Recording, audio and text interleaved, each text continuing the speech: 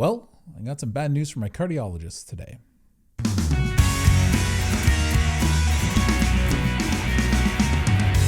Hey, what's shaking bacon? My name's Bruno Panucci. I hope you're doing well. So, as many of you know out there, I had a heart attack, a very serious heart attack back in November of 2015. So I had a right coronary artery blockage. So 100% of my coronary artery was getting no blood. So I quickly got sent off to a hospital, and there's a whole other video about that. But anyway, that caused some damage to my heart. And I've seen a couple cardiologists since. So I didn't get along with my last cardiologist, actually the first two, because they insisted that I be on cholesterol medication. And the first one was a real douche about it. The second one was good with it at first and then became a douche about it later on. And now this new fella I'm seeing was good with it, and he's being okay with it right now. But this is how the Canadian healthcare system works, unfortunately. I fell through the cracks. I literally just got off the phone with my cardiologist. So this is what happened. I started seeing a new cardiologist last summer. That was the summer of 2023. And I wanted to get an exam so that I could see how my stents are doing, because stents hold for roughly something like 8 to 10 years, and they can go longer than that.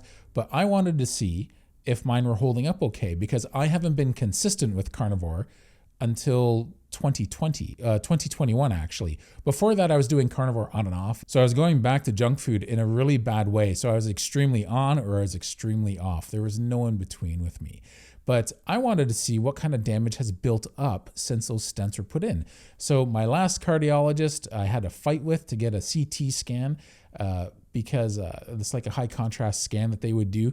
And they said it was like a nuclear CT scan or something like that. And she insisted, like, no, we don't need that, because we only need to do that test to see if you have cardiovascular disease. We already know you have cardiovascular disease. And I was like, yeah, I want to see if it's progressed and how much it's progressed since I had my heart attack. Are those stents doing okay? Have they filled in? And she wasn't listening. And so she kept fighting me on that topic. And then she eventually said, oh, okay, so she got it. I wanted to see how those stents were holding up. So they could have been 50% blocked again. They could have been blocked by nothing. I wanted to see how those stents were doing. And also the other arteries that were in my heart that had plaque buildup, but nothing to a significant amount. Long story short, they couldn't get an accurate result with that test. So that literally takes us back to September of 2021 when I first started doing my videos. And the results were inconclusive because I was still 300 and close to 45 pounds or so. So I was too big for the machine, and I guess they couldn't get the best results. So it was after that my cardiologist at the time started being a real douche about my cholesterol medication. I gave her reasons why I didn't want to take it, and she started getting kind of huffy, and I don't appreciate that. So my search began for another cardiologist. Started seeing another cardiologist in the summer of 2023, and I said, look, I want to get a CT scan to find out how everything's going with my arteries.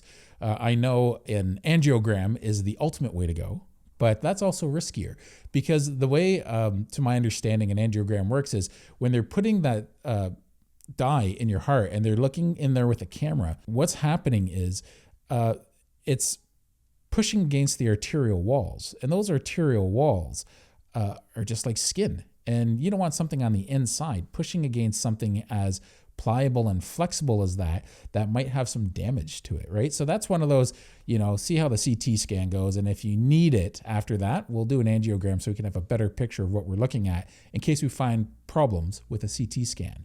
So because my CT scan was inconclusive, I wanted an angiogram. When I went for my appointment last year in July, it turned out he booked me in for a stress test, a nuclear stress test. And I was like, this isn't what I wanted. I already had one of these like 2 years ago. So either way, I did the stress test, seemed to go fine from my end. And my last cardiologist said, no, all was good with the stress test when I did that with the second cardiologist, and actually the first cardiologist. So for your information, by the way, my heart's pumping out at about 65%. So that's normal. So your heart pumps out so much blood every minute, and my heart is working great that way. So it makes me wonder, even though I have damage to my heart and some scarring, what it was pumping out before that. Because I was, interestingly enough, when I was younger, I just had no off switch. I could just keep going and going and going. I wouldn't get very winded. So I wonder how good my blood flow was back then. But either way, I'm dealing with normal blood flow now, but I still have this scar tissue, and the stress tests reflected that. So my cardiologist never got back to me. So the way it works is they'll get back to you if there's an issue. So I never heard back from my cardiologist. I thought, okay, well, I guess there's no issue. And I wasn't too impressed because I wanted that calcium scoring test. And I got a call about 6 weeks ago from his receptionist. His receptionist said, you know what? Our apologies, you fell through the cracks and we never got back to you about your last appointment. There's been some mix-ups with administration responsibilities here, but everything's getting straightened out. And I said, okay, now I was supposed to have this phone call from my cardiologist a while ago. The fact that you're phoning me now, I appreciate it. I thought everything was good. So this is for the follow-up to my stress test in 2023. And she said, yeah. And she said, we'll book you an appointment. I said, well, wait a minute. I said, if this is something important, I want to know. And she said, well, I have no way of knowing that because of confidentiality. I said, no problem. I understand that. I'd like you to contact the doctor to find out if these are important results, because if they are, time is important. And I need to know now. And I'm already months behind the 8 ball here. So I'm already in March. Actually, we're in April now, the first week of April of 2024. So I've gone well over 6 months, probably more like 8 months now, off the top of my head, that I haven't gotten these results. And I find that very frustrating. So she got back to me a couple days later and she said, yeah, it turns out there's nothing too important with the results. So no big deal. He'll just do a regular follow-up appointment with you in 6 weeks. So I said, okay. So that took us to today. I was going to have a different topic for today's video, but I literally just got off the phone with this new cardiologist. So this is what happened. He said, yeah, we're going to have to book you in for an angiogram. And I said, okay. He said, that stress test, it showed some pretty concerning results. And I said, okay, like what? And he was, I think cardiologists are used to dumbing things down. And I have some medical training, so I asked him to be as technical as he could. But either way, he was still dumbing things down. His exact words were, I have scarring in my heart, and I'm not getting nearly enough blood supply to that part of my heart where the damage was done. So I said, okay. So he said, we're going to be looking at an angiogram, and we'll probably have to put more stents in depending on what we find. There were some other problems in your heart when you had your stents put in back in 2015, but you really only had one major problem, and that was your right coronary artery. So he said all the other arteries had some plaque buildup, but it wasn't bad enough that we needed to do anything. So I had 3 stents put in, by the way, originally. One of those stents didn't do well, so they had to actually put in another 2 stents because the first one didn't take. So then I had a polite conversation with my cardiologist.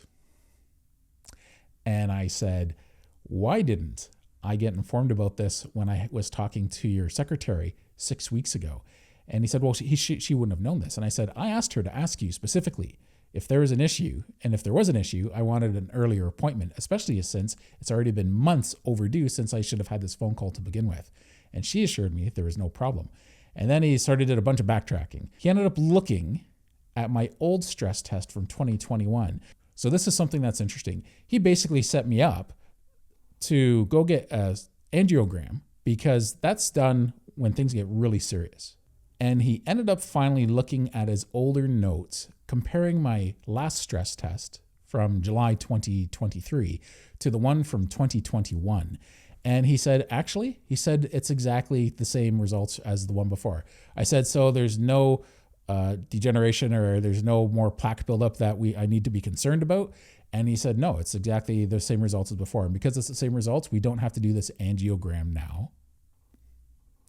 And everything's okay, so we'll just go forward. And I said, well, I still want to have a test to find out how this is going. I said, that's originally what I asked you to do, but you booked me for this stress test instead. I said, I want to see what's going on with these arteries in my heart. I don't want to find out after I have a heart attack that I had further advancement in the plaquing of my arteries, because this is why I'm concerned. I still have high fasting insulin. And that really bothers me because the high fasting insulin is usually due to systemic inflammation of some kind. And that is a real cornerstone for problems with the heart. Now, I've turned around my metabolic syndrome since I first started Carnivore in 2021. So great news. But before that, I had metabolic syndrome for years after my heart attack. And I want to make sure that everything is okay. I want to be proactive, not reactive. And I wanted my doctor to be proactive, not reactive. And he called me with not devastating news, nothing like that, some pretty serious news that he ended up backtracking on. And now I said, look, I still want an angiogram anyway. I said, this is ridiculous. It's a calcium scoring test or an angiogram. I don't care. At this point, I want to find out what's going on. What the stress test was showing was that there is scarring and damage to the interlateral part of my heart. That's what the right coronary artery feeds. So I want to see if that's advanced. Simple as that. I just want to find out if that's advanced. So long story short, I got a phone call with some pretty serious news that turned out to not be so serious, but it was more annoying than anything. But we'll see how this works. We'll see how this goes. I'll keep you all posted in the near future. In the meantime, hope you guys are doing well, and I'll talk with you later. Ciao.